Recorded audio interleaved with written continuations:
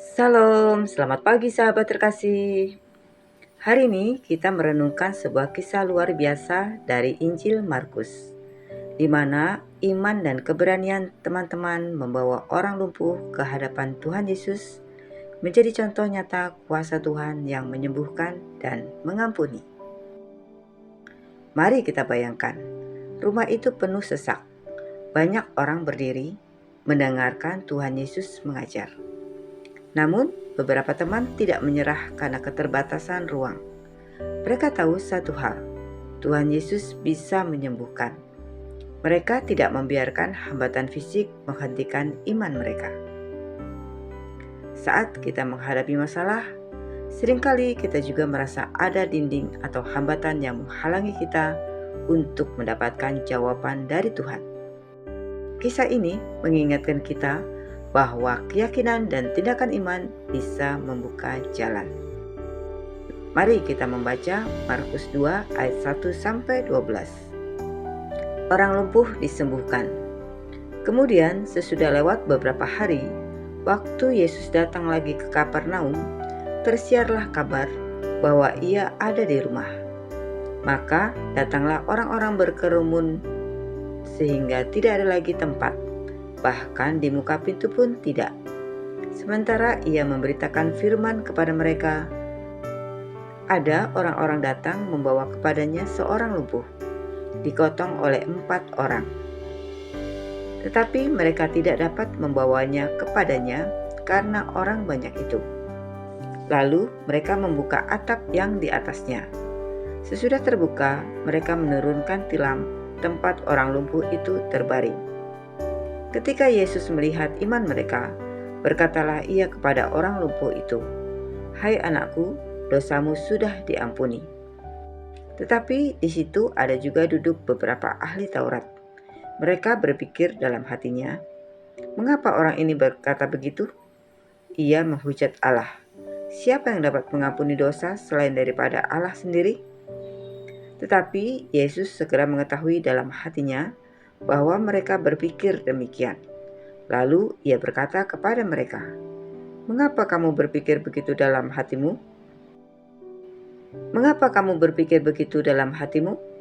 Manakah lebih mudah, mengatakan kepada orang lumpuh ini, dosamu sudah diampuni, atau mengatakan, bangunlah, angkatlah tilammu dan berjalan?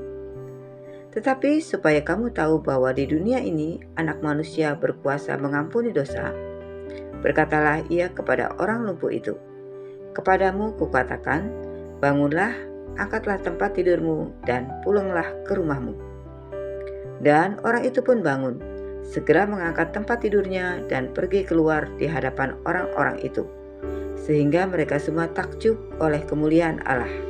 Katanya, yang begini belum pernah kita lihat. Sahabat terkasih, teman-teman orang lumpuh itu menunjukkan keberanian luar biasa.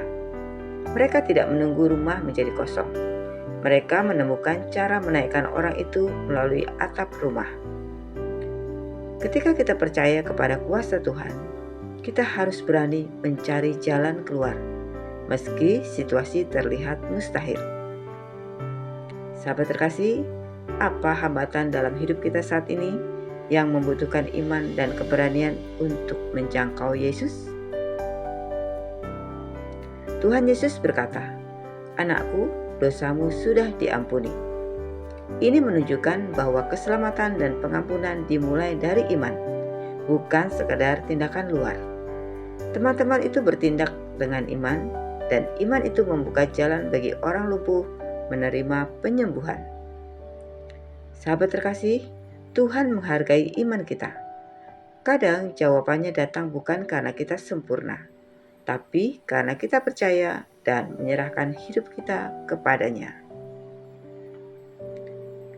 Setelah mengampuni dosanya, Yesus berkata kepada orang lumpuh itu untuk bangun dan berjalan. Kesembuhan fisik mengikuti pengampunan spiritual. Sahabat terkasih, masalah yang kita hadapi hari ini bisa menjadi kesempatan untuk mengalami pemulihan bukan hanya fisik, tapi juga hati dan roh. Tuhan peduli pada seluruh kehidupan kita. Teman-teman orang lumpuh itu bekerja sama untuk membawanya kepada Yesus. Ini mengingatkan kita bahwa iman kita tidak hanya dijalani sendiri.